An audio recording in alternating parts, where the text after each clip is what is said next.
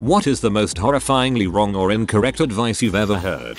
One of my stepdaughters. I never carry any ID because that way when the police pull you over then can't tell if you have warrants or not. Yeah, that'll work.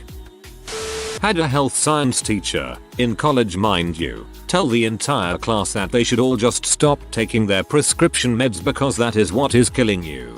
That professor wasn't stupid. She just hated their students. Your pen stopped working? Take the ink tube out and suck on the open end of it, that'll make it work again. You can guess what happened. Reading Cosmopolitan to look at their advice for women. The whole thing was pretty ridiculous, but the things that stand out most to me right now is, on the first date, make it as hard and awkward for the guy to keep the conversation going as possible. To make him more attracted to you, start hitting on other men in front of him, and you can tell he's cheating on you if he has male friends who don't hang out with you. I'm pretty sure magazines like this intentionally give bad dating advice in order to keep their readers single and thus buying Cosmo for dating advice.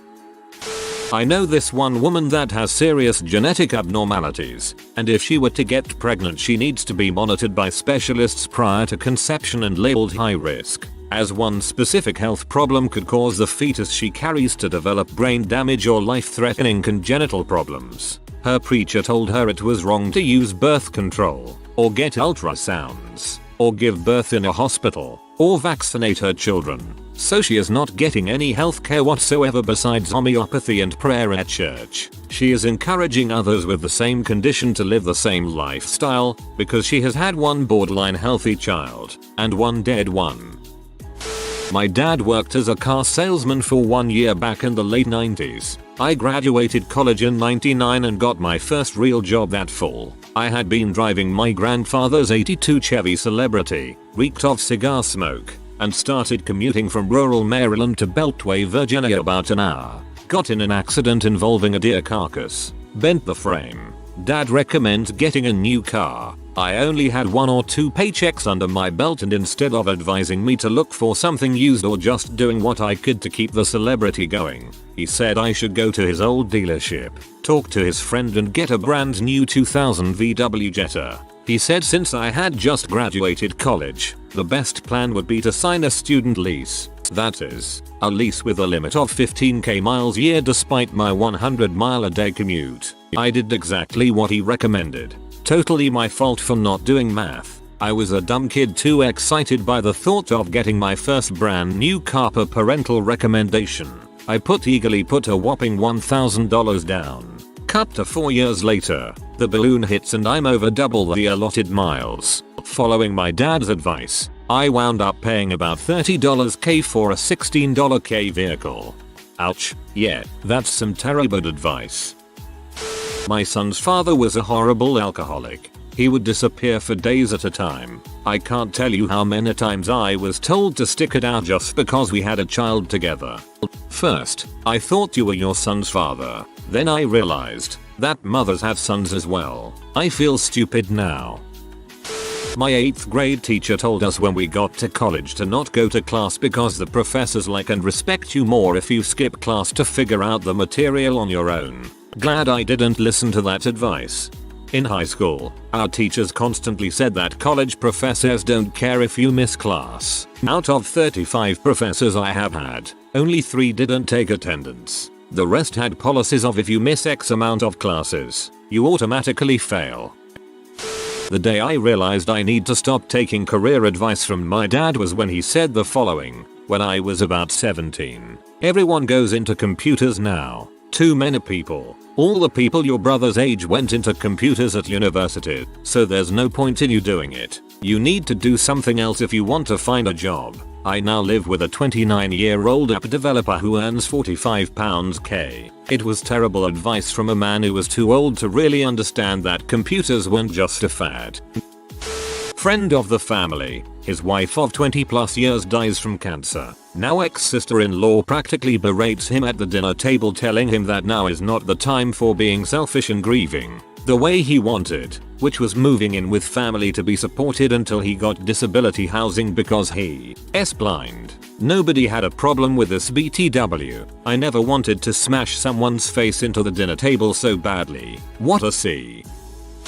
When my dad was younger, his older sister had food poisoning, and from what I remember, it was pretty sudden and violent. They called the doctor and I guess buying ipecac would have taken too long or something. But he told my grandma to just keep making her eat raw eggs until she puked up what was making her feel ill. Also, my other grandma was told, even though she was not a smoker, to pick up smoking when she was pregnant with her second child. My mom, because her first one was a big baby and the smoking would make the next one attractively small, svelte, if you will.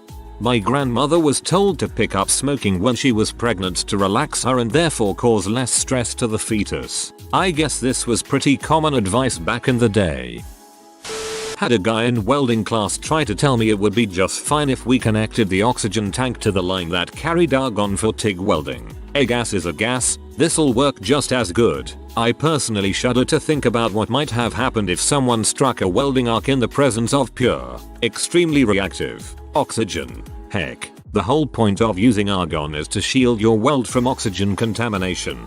Also, oxygen tanks typically have reverse threads to keep dumbasses like this guy from connecting them to the wrong gas line. Hey Tuscaloosa, look at this. Some idiots at the factory must have gotten this thread backwards. Don't worry though, I just hit it with a hammer enough times and I think it's pretty snug on there. I'm gonna go on my smoke break. See you. The owner of an outdoor summer camp I used to go to did a big lecture about sun protection at the beginning of each week, and always carefully explained that people with darker skin did not need to wear any. They need to wear some, but not as much as the pastor kids.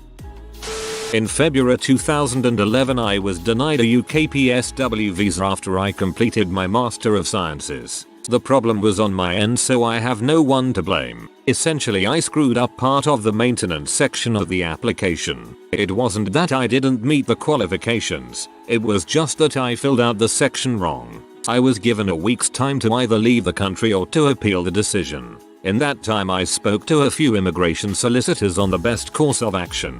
The first solicitor I spoke with told me that I would be stupid not to appeal, because that would extend my leave in the UK for as long as the appeal takes. He also said I was stupid to not hire a solicitor in the first place because I wouldn't be in this mess if I did. Then he told me that I was guaranteed to lose my appeal, but I should hire him anyway because at least he knows what he's doing. This would cost me £140 for the appeal fee and £1,500 for the hiring of this solicitor. No thank you. Another solicitor I spoke with told me to go ahead with the appeal but to also submit a fresh application. His logic was this: by submitting an appeal my leave to remain in the UK would be extended until the appeal takes place. And because I did meet the qualifications, a new application would be accepted if I filled it in correctly this time around. This sounded like solid advice, so I researched the possibility of doing this. According to the UKBA you are not allowed to this, and your appeal and new application gets thrown out of course after they process the £561 visa fee and the £140 appeal fee. I ended up submitting the appeal, but with advice like this, I could not in my right mind even consider hiring a solicitor. I ended up representing myself in immigration court and I won my appeal. TLDR. My UK visa was denied. I ignored the advice of immigration solicitors and won my appeal. Please PM me these solicitors' names so I would avoid them. Thanks in advance. Condoms don't protect against HIV. Heard this from a generally intelligent, albeit very Christian young lady doing outreach work with inner city teens. I had to sit her down for a talk. The last thing those kids need is one more person reinforcing the idea that since condoms don't always work, there's no point in using them.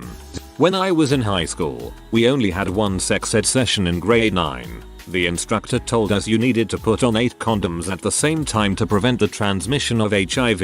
Any less and the virus could still get through. Everything will work itself out. No, it freaking doesn't. I fix everything and then they say see, it all worked out. So sick of hearing that. The director of a charity bicycling organization to new riders: don't worry about picking up biking gloves, you don't need them. In addition to protecting your hands in case of a fall, which is like 1% of their function, cycling gloves protect 2 nerves that run through your palms. Leaning on handlebars for long periods of time dulls these nerves, and that makes your hand numb and difficult to move. Particularly, it makes it hard to form a fist, which is how you fricking brake on a bicycle and prevent huge accidents, goddammit. Alternatively, have a bike that fits well enough that you're not doing a handstand the whole time you're riding.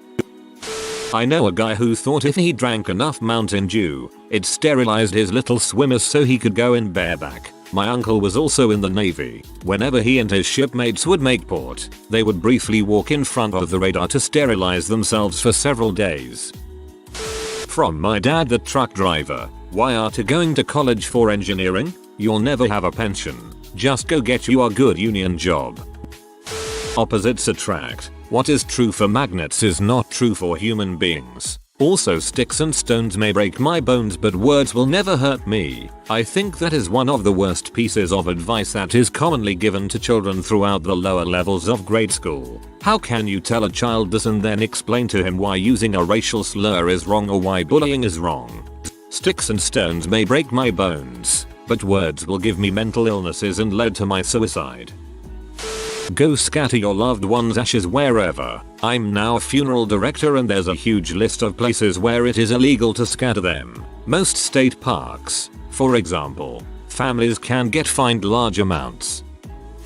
Every time I hear a parent tell me they won't vaccinate their kid because it'll make them autistic, I want to strangle them. I don't want to catch some medieval plaque just because they're stupid enough to believe everything they hear or read. Do some research. People, vaccines may cause some complications in very few people, but the benefits they provide, specifically in preventing global pandemics, far outweigh the risks.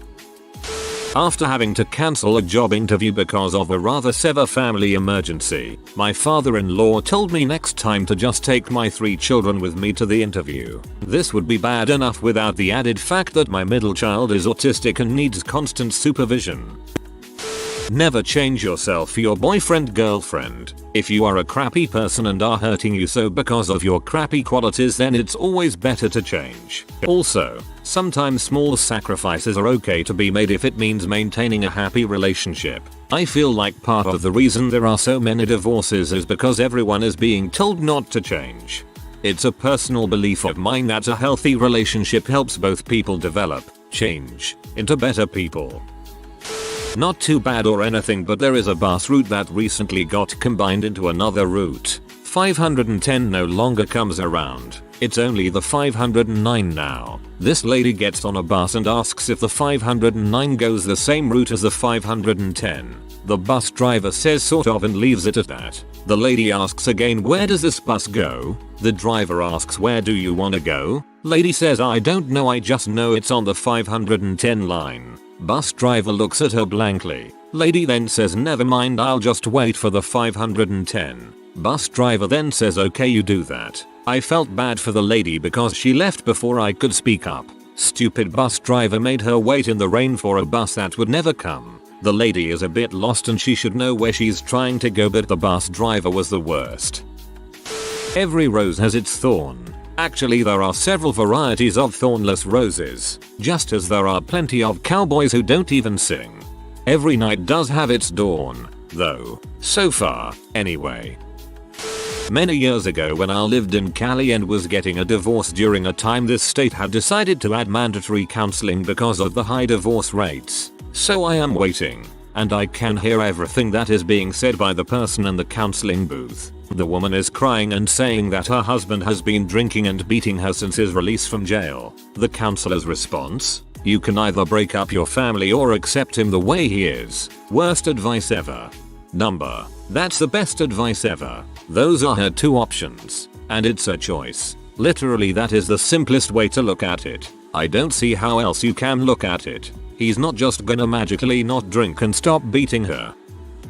You shouldn't even want to have a girlfriend until you are 22 years old, my dad. My mom said 23. Frick em both for making me feel crappy about talking to girls at 17. Never give up on someone you can't go a day without thinking about. That made a bad breakup worse because he held onto it for way too long. The physician who diagnosed me as being diabetic told me to just get more exercise and avoid sweets. I was already physically fit and an avid mountain bike rider. No advice to get a meter or see an endocrinologist, which I later did on my own. The specialist, of course, helped me create a sensible management plan. By the way, of the dozen diabetics I have known in my life, 11 were like me, not obese, just sane, because people tend to think diabetes is always the fault of the person who has it. I once worked in a nursing home and overheard two black nurses berate this really nice black guy, also a nurse, from Ethiopia about not acting black American black. Imo. It was the man's sincerity and kind ways that made people like him so much. Made me kind of sick that they were trying to basically poison him against others. If you go to a black or Hispanic neighborhood, do not pull out your cell phone, because then they'll know you're rich and kill you. Patton Oswalt's friend's mom. Do not unit test. It's stupid and you don't gain anything. One junior to another junior. Heard over my headphones music. There was a man in Glasgow, Scotland, who had been repeatedly stabbed and was bleeding to death. His family didn't know what to do, but they'd have heard the phrase to rub salt in the wounds, so that's what they did. He died in agony. Any hole is a goal. No, it is not. Just because someone is willing to sleep with me, doesn't mean it's a good idea to do so. Any person who has uttered those words to me has lost at least 800 respect points. From my mom as I was rushing to get ready for a movie date. It doesn't matter what you look like because no one will see you in the dark. Learning about Shakespeare's The Tempest for my English A level, and we get to the mask section. Teacher, I'll give you a brief overview because it's not that important and they never ask about it in the exam. Exam day arrives. Teacher, okay everyone, turn over your paper. Your time starts now. 50 pupils open to a 15 marker on the significance of the mask in the play. I had the opposite happen, so it wasn't really bad, just funny. My AP European history teacher drilled into us during the entire year that the AP exam loves maps, so he made sure we knew lots and lots of maps. Test day comes and there's not a single map. We threw that in his face for the rest of the year. When I was worried I didn't understand all of my student loan paperwork, the financial aid advisor told me I should have a baby so I could qualify for grants and scholarships. Double bag it. Using 2 condoms makes them rub against one another and makes them more likely to break. I had a friend who told me she was being extra safe with her boyfriend by doing this.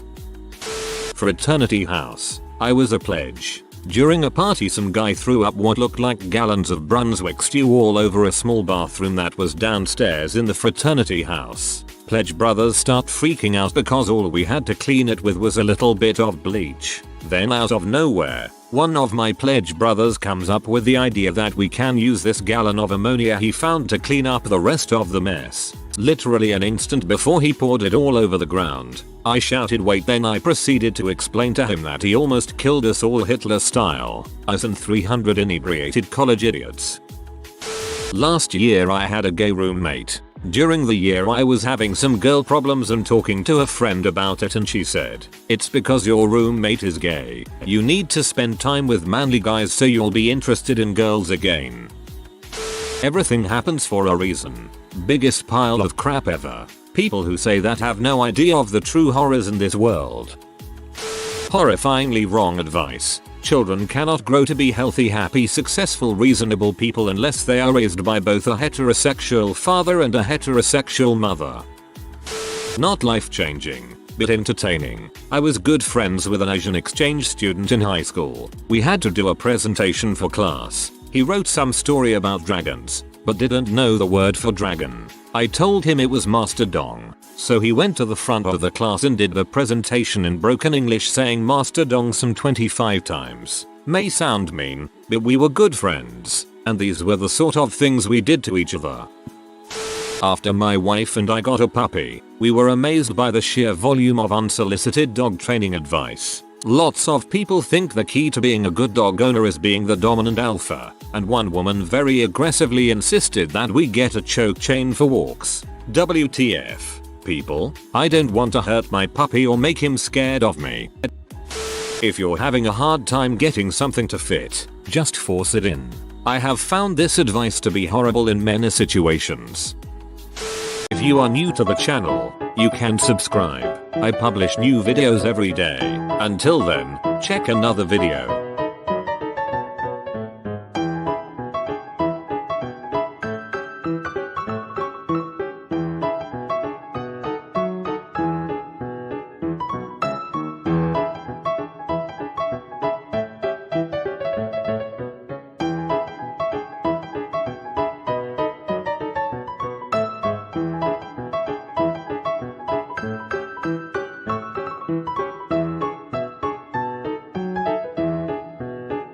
Bye for now.